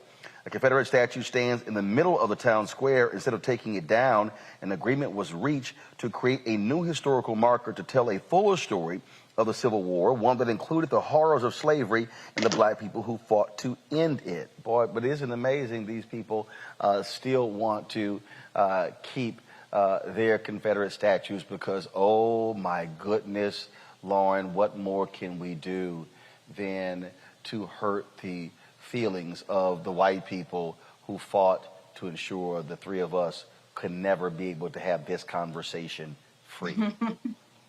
Yeah, the Confederate statue issue is, it's amazing how people want to hold on to history that was consequential against our country, and yet They still want to commemorate people who lost a war to tear this country in half.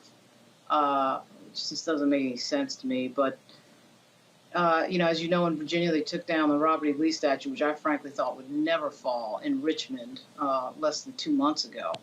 And it's incredible to see what people hang on to the past, what part of the past people want to hang on to, what part of the present that they choose to ignore, which is that this country is just becoming more diverse. And I think a lot of people are having a great deal of trouble confronting that reality. No, they are, Xavier, and I keep telling people, you know what? I don't really give a damn about your feelings.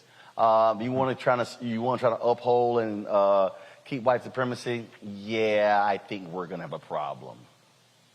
Yeah, I think it's interesting that we have a country where over half the states have attempted to pass legislation banning teaching critical race theory or teaching of the historical impact of slavery on modern times, but they want to hold on to Confederate statues.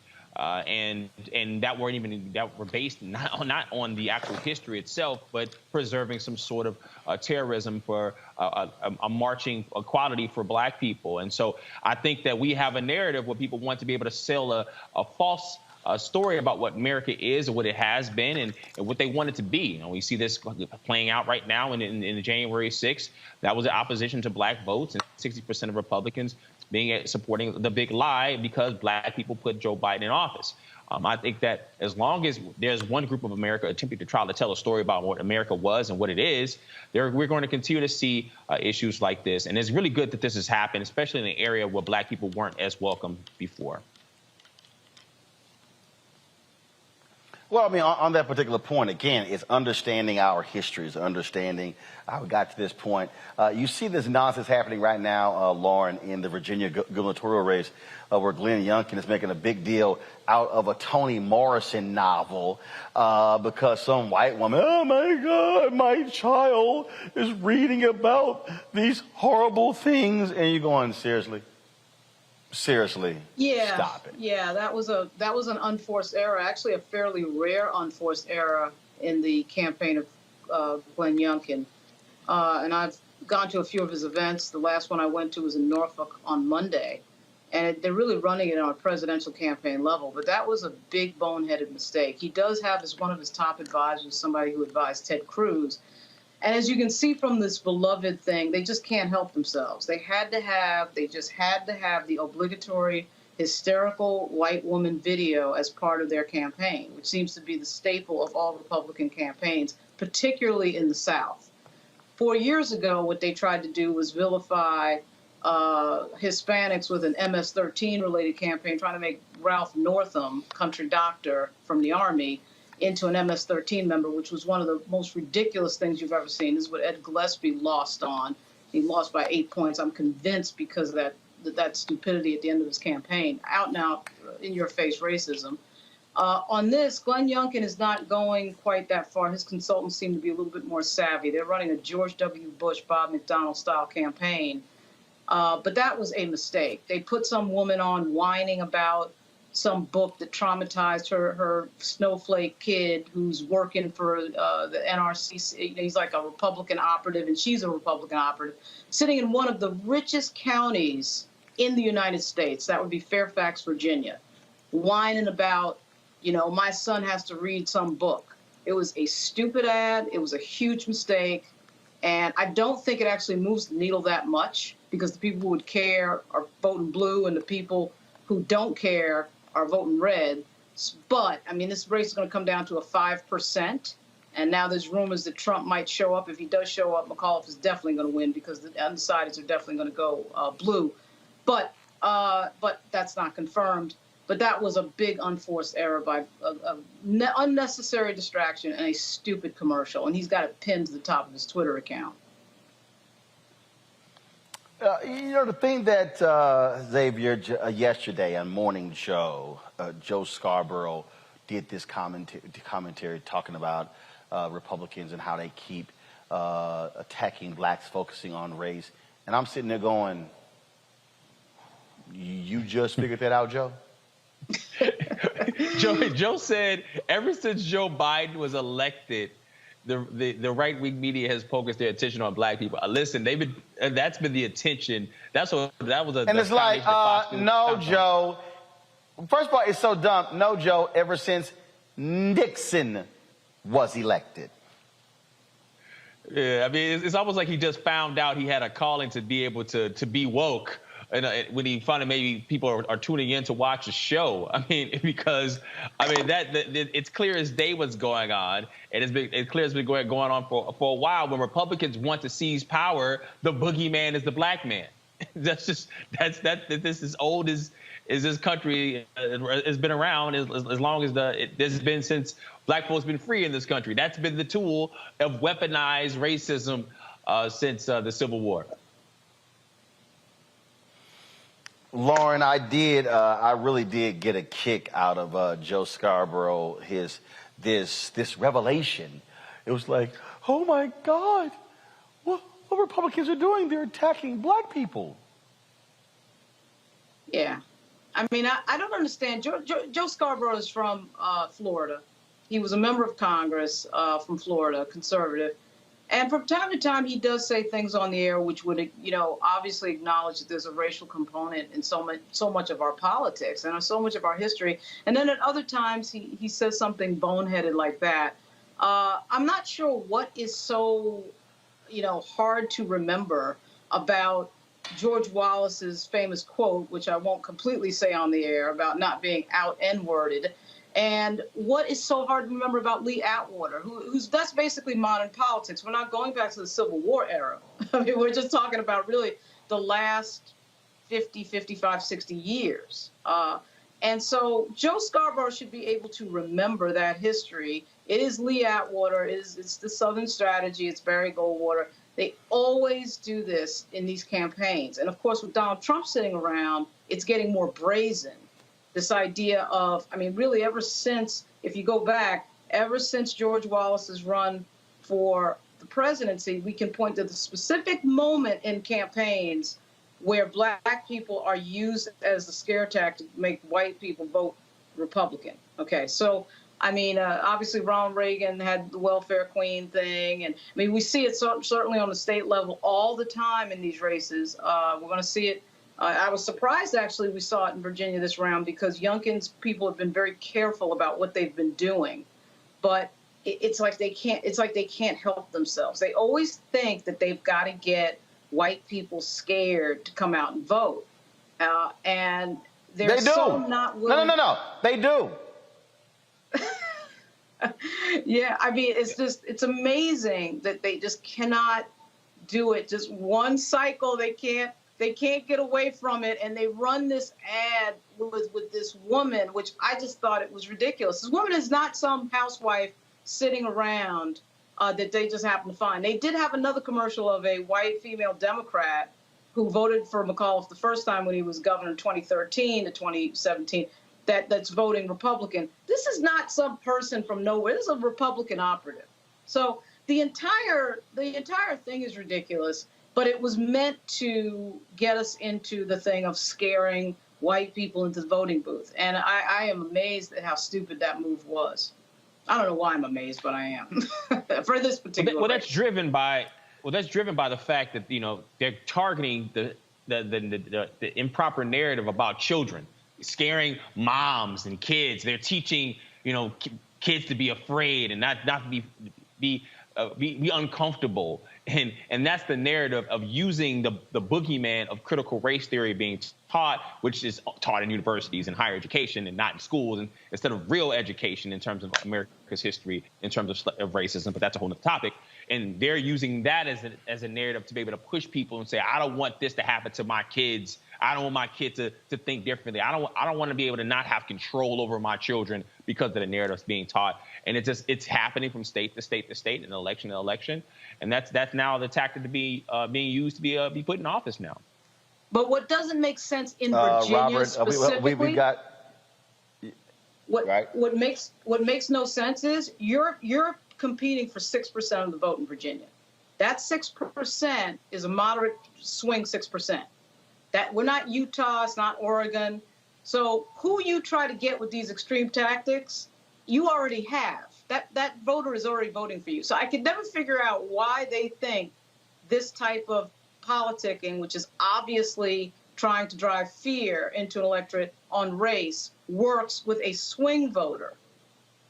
That makes no sense to me. I want to pull Robert into this. Robert, he's back. We lost him a little bit earlier. Robert, I just laughed when I saw that Joe Scarborough commentary. Like, Republicans, they just insist on attacking black people. And I'm like, Joe, they were doing that when you were a Republican member of Congress. Well, it's a reflex. They can't help themselves. I'll give you the perfect example. 2 or 3 weeks ago, when we had the issue of the migrants coming across the Texas border from Haiti, you had Democrats dead to rights. All you had to do was double down on the treatment of Haitian migrants coming across the border as Republicans. Say, look, this is exactly what we told you Joe Biden was. We told you about Jim Crow Joe and all that stuff. They couldn't even do that. They couldn't take the layup. They decided to double down on the side of the Border Patrol agents whipping the Haitians crossing the border. That is how deeply entrenched racism is in the Republican Party. Oh, wait. Then you had Donald Trump going, they're bringing AIDS with them. You literally have Joe Biden dead to rights. Everything you said, now's your time to do your black voter outreach. You bring Candace Owens and Omarosa back in. You know, you get out there. This is your time to shine, all the stuff you said.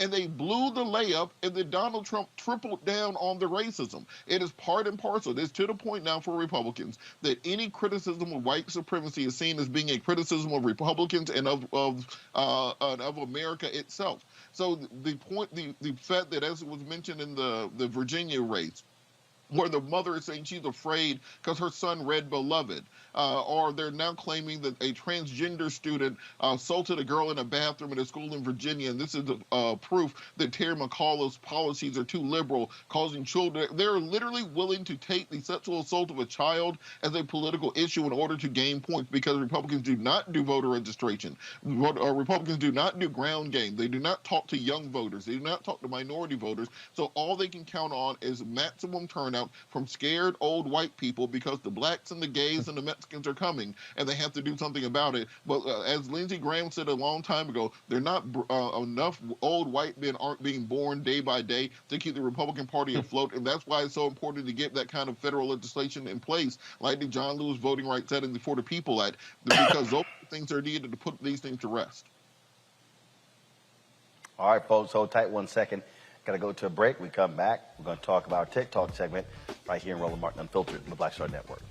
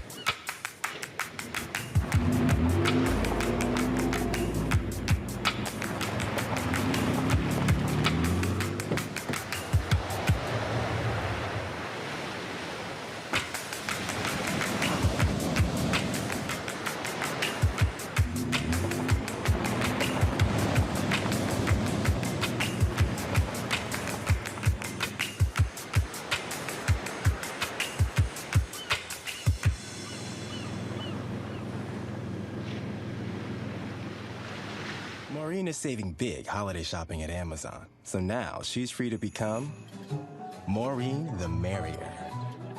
Food is her love language, and she really loves her grandson. Like, really loves. Y'all know who Roland Martin is. He got the ascot on, he do the news. It's fancy news. Keep it rolling. Right here. Rolling. Roland Martin. Right now. You are watching Roland Martin Unfiltered. I mean, could it be any other way? Really? It's Roland Martin.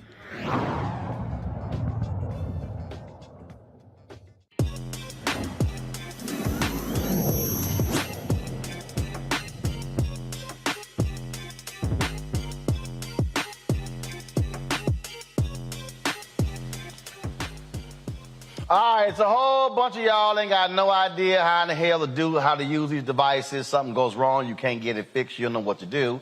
Well, there's an app called the Fixed app. Joining us right now and talking about it is the CEO about this, Luke Cooper. They're, of course, they're out of Baltimore. So, Luke, how did you do this mobile on demand? So explain how it works, because trust me, there are a lot of people, they don't want to go to the Apple store.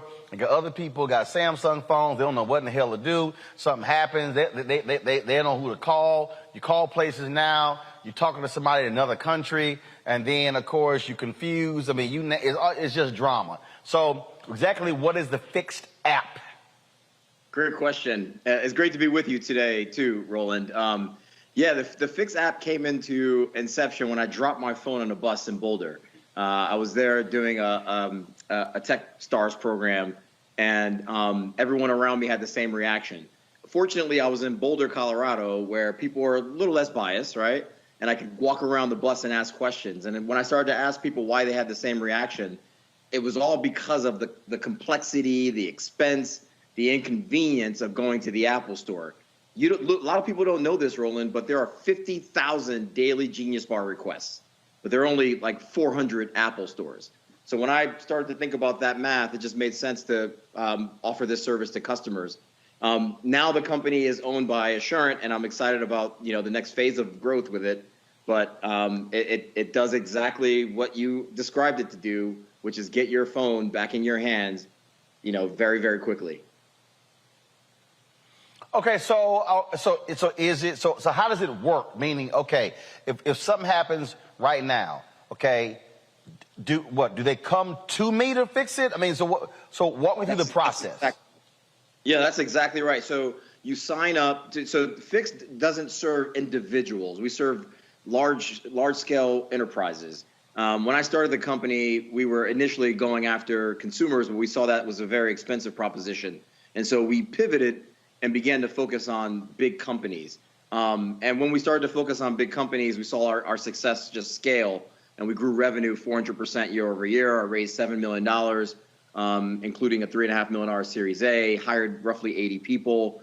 A lot of them didn't look like me, and that was also a challenge, right? Showing up as your whole self in scenarios where people are just getting accustomed to the idea of having a black boss, black CEO, black manager, or anything.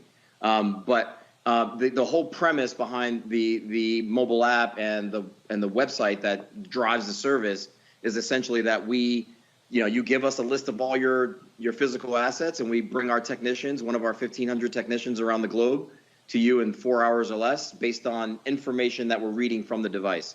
So when you break it, you are punching in several bits of information, which automatically comes into our portal and pushes out a dispatch to one of our technicians. One of those technicians arrives at your door. They're friendly. You have all this information sort of sent to you via email, website. You can track it on the website. You can track it in your phone if it's not severely damaged. And then when that technician gets on site, they're repairing your phone, replacing it in less than 4 hours.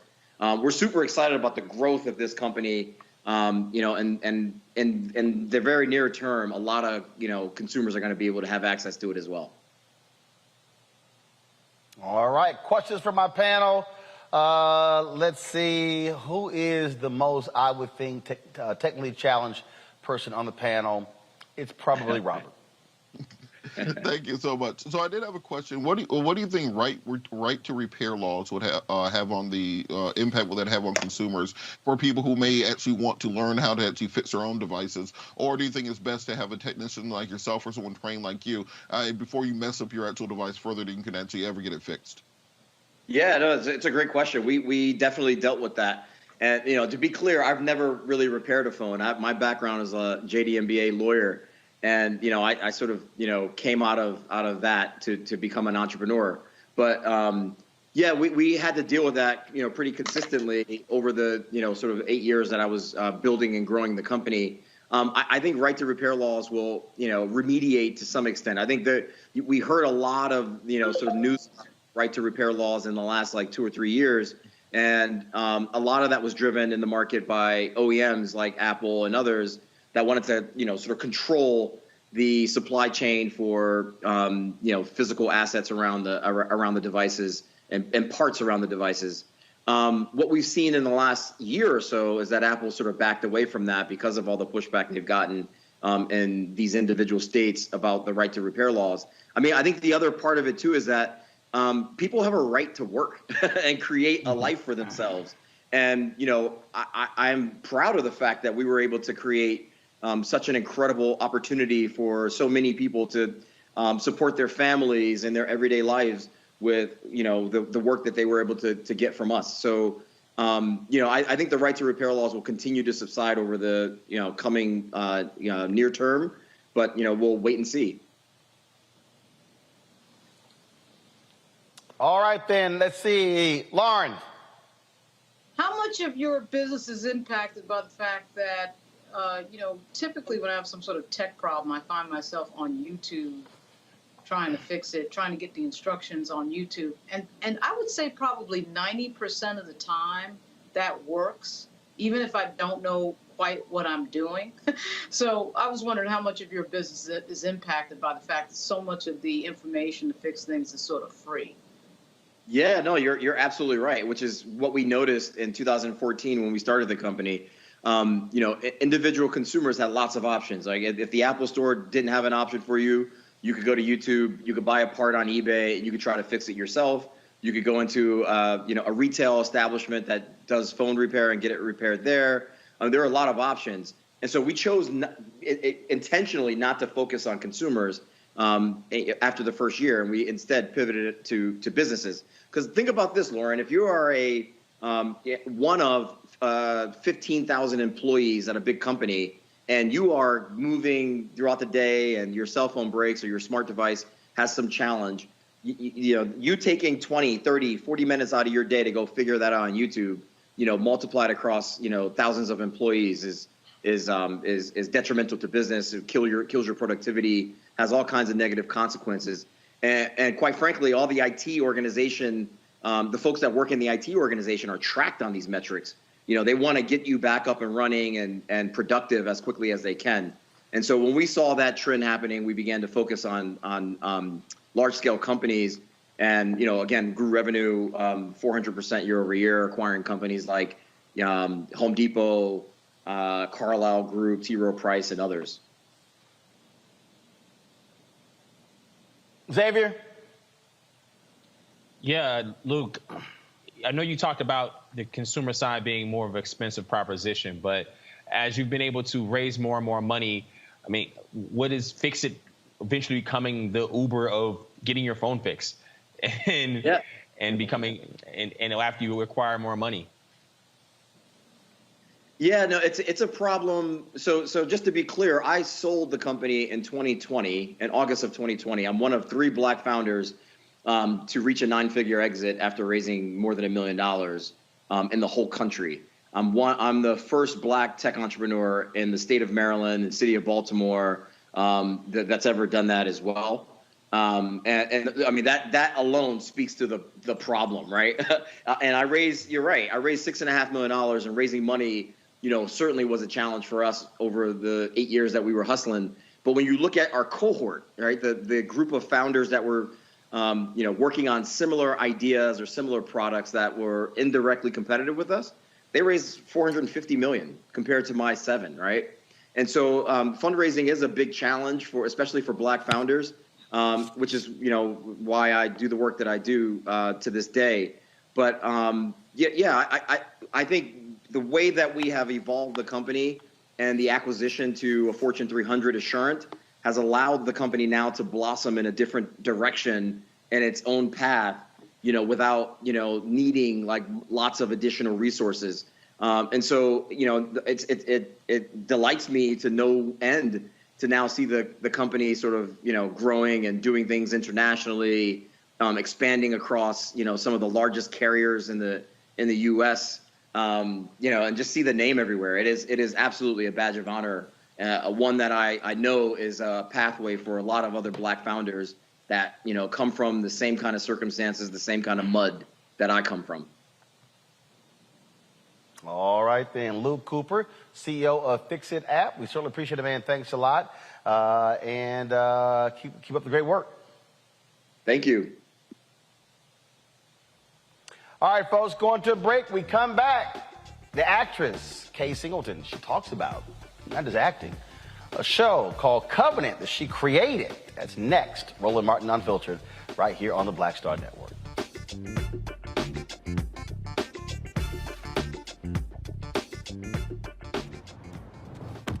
Oh, that spin class was brutal. Well, you can try using the Buick's massaging seat. Ooh, yeah, that's nice. Can I use Apple CarPlay to put some music on? Sure. It's wireless. Pick something we all like. Okay, hold on. What's your Buick's Wi-Fi password? Buick Envision 2021. Oh, you should pick something stronger. That's really predictable. That's a really tight spot. Don't worry, I used to hate parallel parking. Me too. Hey. Really outdid yourself. Yes, we did. The all-new Buick Envision, an SUV built around you, all of you.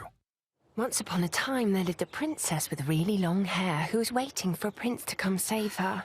But really, who has time for that? Let's go. Feeling myself. I'm feeling She ordered herself a ladder with Prime one-day delivery, and she was out of there. I'm with some hood girls looking back at it, and a good girl in my tax bracket. Now, her hairdressing empire is killing it.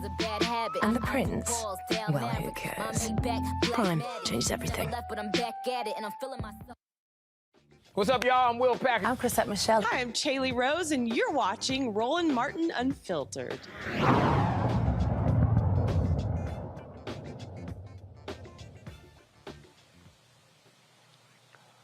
All right, folks, so a lot of TV shows out here. How about one that talks about and deals with the Bible? There's a new show, it's called Covenant, and it really brings it alive. Here is a peek into what the show is about. I think we should get a surrogate. If God wants us to have a baby, we'll have a baby. Now, are you pushing to have this baby because you want to have one? Or are you scared to lose your husband? That was so long ago. Does it matter how long ago it was? Seems like you two have been dating for a while. I'm not used to moving this fast either. Feels right. So right. To the Whitfields. I need someone who's going to take this company into the future. Everything's gonna be okay. I'm here for you. Your daddy had a bit of a scare. A scare? He had a heart attack. Here's the key. We have to keep moving forward. We cannot afford not to speak to discrimination and racism. Some guy did a hate speech. It started a riot. A lot of the kids started fighting each other. What the fuck is going on at that school? I'm wondering, Mr. McVeigh, do you take any responsibility for this? I'd like you to meet Malcolm and Serena Fuller. It's so nice to meet you both. I don't trust her. Do you love me, baby? Get her out of here! Now! You are immensely loved, and you are responsible for that gift. I've decided to appoint an acting CEO, but I want Aiden to step into that spot. Dad, just for now. But it was supposed to be me to take over the company.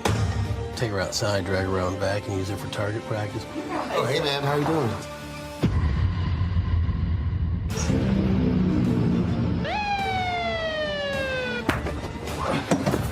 Are you what? We're here to hold you accountable, and you will be judged. All right, the founder, Kay Singleton, she joins us right now. Kay, how you doing? I'm good. How are you? Happy to be here. All right, so when you and I sat down out at the YouTube Black Summit in Atlanta, 2019, you were talking about writing, want to do your own show, not just acting, and the culmination of this, getting the green light for Covenant. But what's interesting is that, again, I purposely set it up that way. When people talk about, you know, this is a biblical show, I know people were thinking, oh my goodness, here come people wearing sackcloth, Right. and folks walking around Africa. But no, so explain why you wanted to take these stories of the Bible, but give it a real life modern day twist.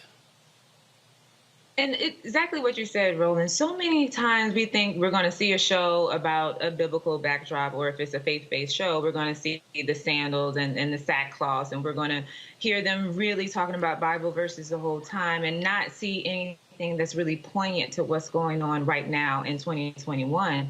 And because I wanted to appeal to all kinds of audiences, whether you went to church or whether you don't go to church, whether you know the Bible or not, I wanted everybody to be able to enjoy something. And I wanted to appeal to millennials, Generation X, Y, Z, everyone. And so in order to do that, I needed something that was timely, that was thrilling, that was suspenseful. And I wanted to put it in a time and in things that we actually go through every single day, whether it's infertility, which was in the first story, The Promise, whether it's the virus that is going on in the second story, The Vow, generational curses is in the third story, and the fourth story, oh my goodness, it touches on conspiracy theories and race issues and white supremacy. So it's just, we get into it. Well, if you remove the wonderful, nice, sweet perspective, the churchy church view of Bible, I mean, we talking about brother hating brother, son turning on daddy. Let's be real clear, lots of hoeing. David, Bathsheba. I mean, look, let's call it what it is. I never forget. I had a preacher who did. He said, "Let's be clear. David was a hoe," and the whole church was like, "Oh my God." He was like, "It's biblical." It was hilarious as he talked about it, but it's just speaking truth. Like yo, it's in the book. It was plenty of drama that went on in the book. And that's why it was the perfect premise to use, to be inspired by, because they went through a lot of stuff, whether it was, like you said, cheating and infidelity and killing and all of these things. And because they went through so much, to try to put that in today's time, to me, was simple, but it was also needed so that we could see ourselves in these people and we would put a new twist on it. And I think it's resonating because so many women, they walked up to me after they saw The Promise. We did a screening for The Promise in Atlanta, and they were talking about how they went through infertility issues and in vitro and the sadness that it brought to them and how they blamed themselves and, you know, how they really wanted to be able to give their husband a child. And then when I talked to men, they were conflicted saying, yeah, I don't know if I would want to adopt. I don't know if I would feel some kind of way if my wife couldn't have kids. So it really opens the door for conversation, and that's what I love about it. And then also, if you do know the Bible story, then you can say, "Oh, I know where this was derived from," and so it all plays, and I love that about it.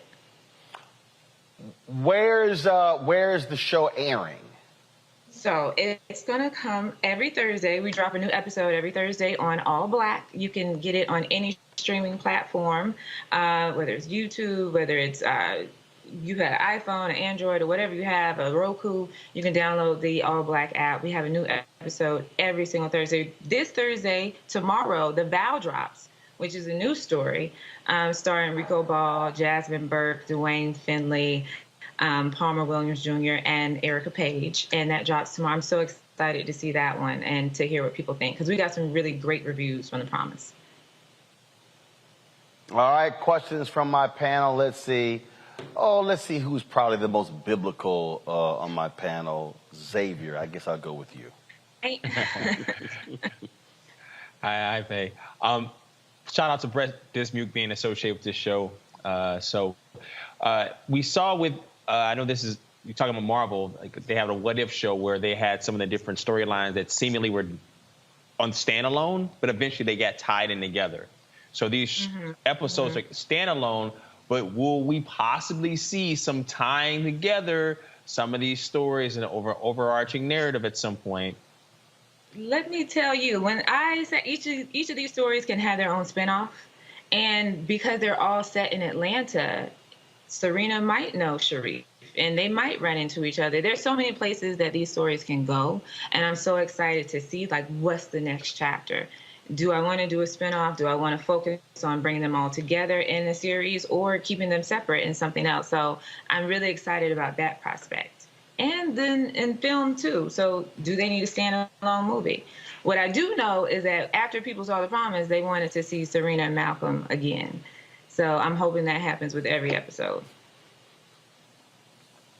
Lauren. What has been like the toughest topic that you have had to address for the show? I'm sure there's been several, but what was the one that really maybe kept you up at night, or almost didn't do it but did? What would that be? I'll tell you two, because it's hard. I'm a Pisces, very indecisive. But the first one, I think, in The Promise, because when Serena talks about she blames herself for waiting so long, for pursuing a career and not having a child earlier. And is it my fault? Because I could have went and had a baby, but I decided to push for my career. That was a real thing that I have a fear of, because, I've been putting that to the side to focus on, let me build this career, let me go after this dream. And what's going to happen if, when I'm ready, that I can't have a child? And so to do that scene was crazy hard, because it was something that I was going through, or I have a real fear of at the same time. And that's just me being super transparent about that. So that was one of the first things that was hard. And then the second thing that I would say is in episode 4, The Enemy, because we do touch on things that are so divisive and so polarizing when it comes to white supremacy, when it comes to race issues and Black Lives Matter and conspiracy theories and QAnon and what drives these people. I had to go into a deep dive about what makes people join these groups. Let's say like neo-Nazis, for instance. People aren't necessarily born with these kinds of ideals or beliefs, but what drives them to that? And so to get into that world, but to be able to tell a true story, but also understand their vulnerabilities and tell it in a way that I'm not, demeaning one group or the other. And so I think that was difficult. But it's good. We go to the deep end of the pool, for sure. Robert. There's so many stories in the mystical land of Atlanta, but what are some bridges you're not willing to cross? Are there any topics you don't think you'll be covering? A couple years ago, we had a sheriff that showed up in Piedmont Park in a trench coat at midnight, things like that. Or just some of the random things that just happen in Atlanta that seem too ridiculous even for film and television. Are there any bridges you're not willing to cross? I don't think so, because I feel like I'm at a place where I don't mind jumping into those pools of, this is a difficult conversation, but it needs to be had. And so, depending on if I'm the right person to tell it, because I don't want to tell anyone's story that, I don't do enough research on or I don't know about, or I can't keep it in the right light. If I can tell the story and I've done enough work on it, I feel like there's nothing that we can't explore. I think the Black community needs to have more dialogue in many different areas, and this is the perfect way to kind of spark that. All right, then. Well, Covenant, as you said, is on the streaming platform, All Black. Okay, we appreciate it. Thanks a bunch. Good luck with it. And like I said, I know you have been trying to make this a reality for quite some time, and so congratulations on getting it done. Thank you. Thank you so much. And I want to hear your review later, but you can tell me at another time. I'll send you a text. I'll let you know. Please. All right. Thank you. Thank you for having me. I appreciate it. Thanks a bunch. All right, folks, we got to get out of here. Game 2 of the World Series starts. My Astros, I was there in Houston last night. We lost game 1, but it's all good. We're going to come back and handle the business. And so when the series goes to Atlanta on Friday, it'll be 1-1. Sorry for you Yankee fans. Your team sucks. Y'all spent all that money. Say what? Look, let me tell you the best thing about the Astros. The best thing about the Astros, and the reason I do like the Astros in this moment, is that they beat the Red Sox. Okay? That's what the Astros did. That is the best. They beat the Red Sox. And they're No. We beat that. We beat that ass. That's what we did. So absolutely. Xavier, who's your team? Oh, I'm from Chicago. Xavier, who's your team? You all took out the. Well, I'm from Chicago, Roland. You all took out the White Sox. So we got the shot versus the cheaters. So just so y'all know, first of all, Chicago White Sox should never talk about anybody being cheaters. Hey, you got me on that one, Roland. There's only one team that has thrown a World Series. The Black Sox. That is correct. That was 100 years ago, Roland. No. They weren't the Black Sox. They were the White Sox. Look, I'm sorry y'all weren't good enough. So, yeah, we took care of y'all. We took care of the Yankees' perennial opponent. And don't worry about it. Atlanta, we better give y'all the business as well. All right, y'all, that's it for me. I'll see y'all back in studio tomorrow. I'm back in D.C. Friday, I'm going to be in Indianapolis for the Stewart Speaker Series. I'm going to be moderating a conversation on activism. Professor Eddie Glaude, also Alicia Garza will be live streaming that right here on the Black Star Network. Also tomorrow, they've got, of course, protests taking place in D.C. dealing with voting rights legislation. We're going to be live streaming that. Poor People's Campaign, they're going to have their event. We're going to be streaming that. And, of course, Melanie Campbell, her organization, they're going to be having their event as well. We'll be live streaming that. So we always got stuff going, folks. And that's how we keep it busy. And so we appreciate it. Again, great time today. If you missed my lecture at Fisk, simply go to Black Star Network, go to our YouTube channel. You can actually see where I talked about social media influencers. So quite the interesting conversation. And so look forward to that. And so let me also say this here. If y'all want to join our Bring the Funk, first of all, download the Black Star Network app, please. All the platforms we're on, Apple TV, Android, Apple, Roku, Samsung, Xbox, you name it, Amazon Fire, all the platforms. So get the app. In addition to that, please, we want you to support our Bring the Funk fan club. Every dollar you give goes to support this show. Cash App, $RM Unfiltered. Venmo is RM Unfiltered. PayPal is R Martin Unfiltered. Zelle is Roland at RolandSMartin.com. Roland at RolandMartinUnfiltered.com. I'll be back at Fisk on November 13th for a homecoming, day before my brother's birthday. My brother's birthday is the 13th. Mine is the 14th, so looking forward to that. And so, always good to be here, folks. I appreciate it. I will see y'all tomorrow, where the World Series will be tied 1-1 between the Astros and the Braves. Holla!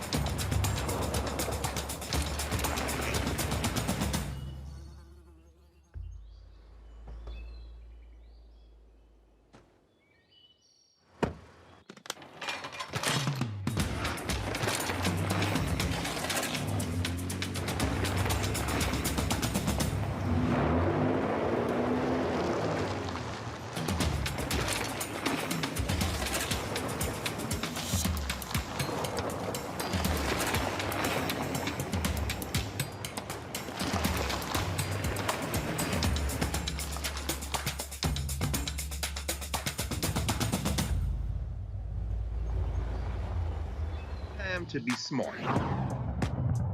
Roland Martin's doing this every day. Oh, no punches! Thank you, Roland Martin, for always giving voice to the issues. Look for Roland Martin in the whirlwind, to quote Marcus Garvey again. The video looks phenomenal, so I'm really excited to see it on my big screen. Support this man, Black Media. He makes sure that our stories are told. See, there's a difference between Black Star Network and Black-owned media and something like CNN. I got to defer to the brilliance of Dr. Carr and to the brilliance of the Black Star Network. I am rolling with Roland all the way. Honored to be on a show that you own. A black man owns the show. Folks, Black Star Network is here. I'm real revolutionary right now.